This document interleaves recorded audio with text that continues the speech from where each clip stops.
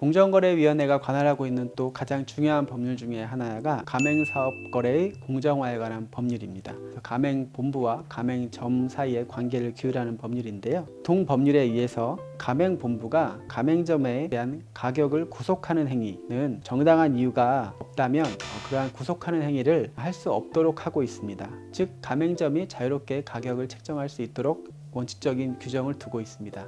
다만 예외적인 경우를 규정하고 있는 것이 가맹본부에서 첫 번째로 판매 가격을 정하여 가맹점 사업자에게 이를 따르도록 권장하는 행위, 그러니까 강제는 아니지만 그 가격을 따르도록 권장하는 행위가 가능하고요. 또 다른 경우는 가맹점 사업자에게 판매 가격을 결정하거나 변경하는 경우에 그 내용에 관해서 본사와 사전 협의하도록 하는 경우, 이렇게 하는 경우는 가능합니다. 다만 후자의 협의를 요하게 규정하는 경우에는 사전 협의를 통해서 판매 가격을 사실상 강요하는 행위는 위법하게 됩니다. 즉 협의를 구하도록 하는 것은 가능하나 이 협의를 이용해서 실질적으로 강요하는 것으로 보게 된다면 가격 구속 행위로서 위법할 그런 소지가 있습니다. 또한 우리나라 대부분의 가맹본부들의 가맹계약서는 이를 반영하여 위 첫 번째나 두 번째 경우와 같은 그러한 유사 규정을 두고 있어서 실제 대부분의 가맹점들은 가격을 동일하게 유지하는 경우가 일반적입니다.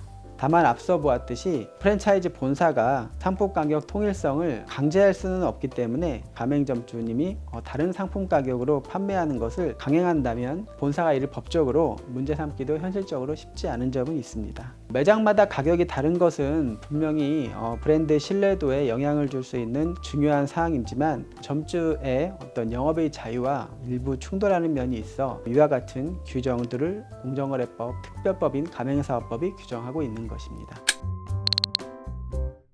예를 들면 이케아나 블루보틀 같은 경우에 국내에서 보다 비싼 가격에 판매된다는 그런 이야기도 있습니다. 다만 이에 대한 판단을 위해서는 먼저 정확한 가격 비교가 선행되어야 될 것 같습니다. 각 나라마다 시장의 규모나 상황, 그 다음에 환율, 관세 등에 따라서 합리적인 범위에서 가격 책정이 이루어진다면 가격 차별 부분으로 문제 삼기는 현실적으로는 쉽지 않아 보입니다. 업체들 입장에서는 한국에서 조금 더 비싸게 판매하는 것은 바로 앞서서 설명드린 시장 상황이라든지 관세 등 이런 다양한 요인들에 의해서 불가피한 면이 있다, 이런 주장들을 주로 펴고 계십니다. 그러한 가격 비교 결과 우리나라에서의 판매 가격이 조금 더 비싸다고 해서 법적인 측면에서 바로 어떤 문제를 삼거나 공정거래위원회가 제재를 한다거나 그렇게 하기는 현실적으로는 쉽진 않습니다. 기본적으로 가격 책정은 기업의 어떤 자율의 영역이고 소비자에게는 해당 제품을 선택할 것인지에 대한 선택권이 있습니다. 그래서 가격적인 부분을 가지고 어떤 해외 업체들, 국내 소비자들에게 대해서 조금 더 비싼 가격으로